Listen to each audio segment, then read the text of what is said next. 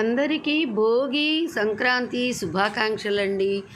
భోగి మంట వేయడం అంటే మన ఇంట్లో చెత్తను కాల్చడం కాదు, మనలోని దుర్గుణాలను కాల్చడం. సూర్యుడు మకర రాశిలోకి ప్రవేశిస్తాడు కాబట్టి దీనిని మకర సంక్రాంతి అంటారు. అలా మనం సూర్యుడిని కూడా ఆహ్వానిస్తున్నాం చూడండి, మన సంప్రదాయం. ఈసారి నేను అరిసెలు ఆర్గానిక్ బెల్లంతో తయారు చేశానండి. దానికి కాను బియ్యం 15 గంటలు నానపెట్టాను. శుభ్రంగా కడిగి జల్లికి వేసి వాటిని మనం క్లాత్ మీద ఆరపెట్టుకోవాలి. కొద్దిగా తడి పొడిగా ఉండగానే మనం వాటిని మిల్లుకు పట్టించుకోవాలి. లేదు మనం ఇంట్లో మిక్సీలోకైనా వేసుకోవచ్చు, అది మీ ఇష్టం అండి. మేము మాత్రం మిల్లుకే పట్టించామండి. అలా మనం పట్టించిన పిండిని మళ్ళీ చక్కగా జల్లెడ పోసుకోవాలి. జల్లెడ పోసుకునేటప్పుడు మీకు తడిపిండి కాబట్టి మీకు ఒక చిన్న చిట్కానండి. దానిలో ఏదైనా ఒక వస్తువు ఇలా వేసి కనుక మనం జల్లెడ పెడితే చాలా ఫాస్ట్గా పిండి జల్లెడవుతుంది. అలా మనం జల్లెడ పట్టిన పిండి మొత్తాన్ని అలా అదింపెట్టి ఉంచి ఒక ప్లేటు మూత పెట్టుకోవాలి. లేకపోతే పిండి ఆరిపోతుంది. పిండి ఆరకుండా ఇలా జాగ్రత్త చేసుకోవాలి మనం. నేను ఈసారి ఆర్గానిక్ బెల్లాన్ని ఉపయోగించానండి అరిసెల కోసము. ఇవి షుగర్ ఉన్న వాళ్ళు కూడా కొద్దిగా గొప్ప తినొచ్చు అన్న ఉద్దేశంతో నేను ఈ సంవత్సరం ఆర్గానిక్ బెల్లాన్ని ఉపయోగించాను. అది ఊరకనే నలిగిపోయిందండి. మీకు ఆ ఉండలు పెట్టడం, ఆర్గానిక్ బెల్లం ఉండలు పెట్టడం మిస్ అయింది వీడియో.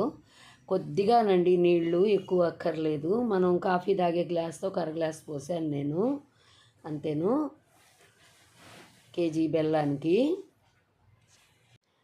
పొయ్యి మీద గిన్నె పెట్టి మనం మీడియంలో మంట పెట్టేసి అలా కలుపుతూ ఉంటే తొందరగా కరిగిపోతుంది బెల్లం. పాకం వచ్చిందో రాలేదో జాగ్రత్తగా అలా చూసుకుంటూ ఉండాలి.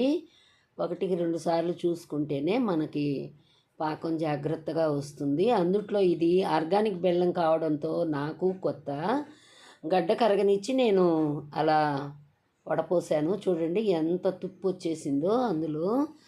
ఆ తుక్కంతా తీసేసుకుని జాగ్రత్తగా మళ్ళీ గిన్నెని క్లీన్ చేసుకుని మళ్ళీ అదే గిన్నెలో పాకం పోసాను నేను. పాకం అలా 1-2 సార్లు మనం చూసుకుంటూ ఉండాలి.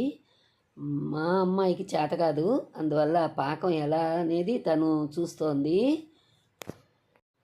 వాళ్ళు కూడా నేర్చుకోవాలి కదా, మన తర్వాత వాళ్ళు చేసుకోవడం కోసం అలా చూపిస్తున్నాను.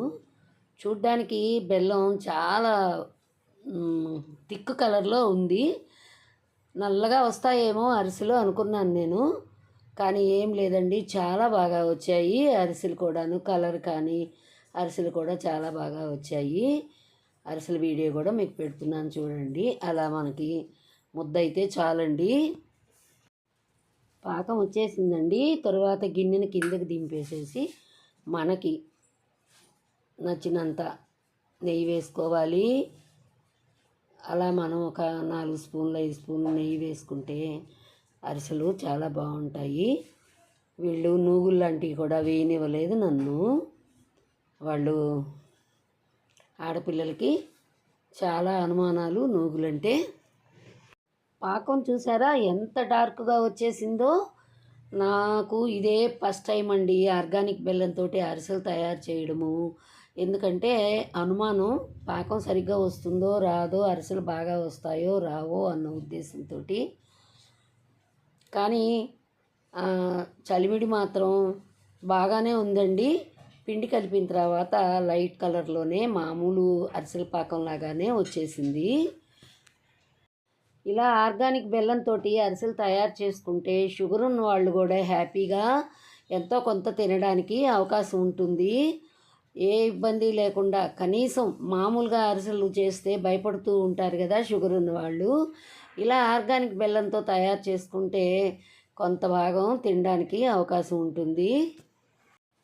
ఇంత పెద్ద పిండి వంట మనం పండుగకి చేసుకున్నామంటే ఇంట్లో ఉన్న వాళ్ళల్లో ఎవరికైనా షుగర్ ఉండి వాళ్ళు తినకపోతే మనకు కొంచెం బాధ కలుగుతుంది కదా.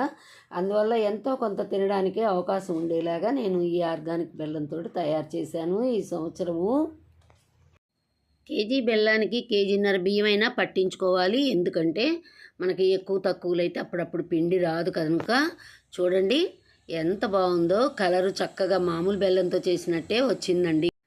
అరిసెలు కూడాను చాలా బాగా వచ్చాయి. సంక్రాంతి శుభాకాంక్షలండి అందరికీ. Thank you for watching.